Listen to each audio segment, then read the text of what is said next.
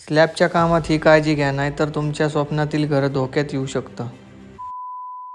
नमस्कार मित्रांनो, आज आपण साईटवर चालू होतं स्लॅबचं काम. तरी ही साईट आहे आपल्या सारसनगरमध्ये, त्रिमूर्ती चौकात, आयल्यानगरमध्ये. तर या प्रोजेक्टमध्ये आपण 1 BHK व 2 BHK फ्लॅट केले आहेत. तर मित्रांनो, स्लॅब आपण 1 दिवस आधीच स्टील डिझाईन चेक करून घेतले होते, म्हणजे स्लॅब भरताना त्या दिवशी काही अडचण नको. व स्टीलला व्यवस्थित कवरिंग लावली होती.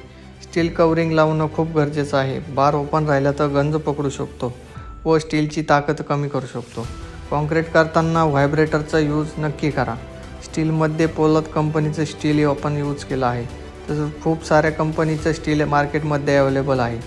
तसेच बाकीचे पण कॉन्ट्रॅक्टर पुष्पा, मेटारोल, राजुरी यूज करतात, पण आपण सध्या पोलादचंही स्टील यूज केलं आहे. कॉन्क्रीट करताना खडी किती घ्यायची, क्रशन किती घ्यायची व पाणी किती घ्यायचं ह्याच्याकडं आपण खूप जास्त लक्ष देतो.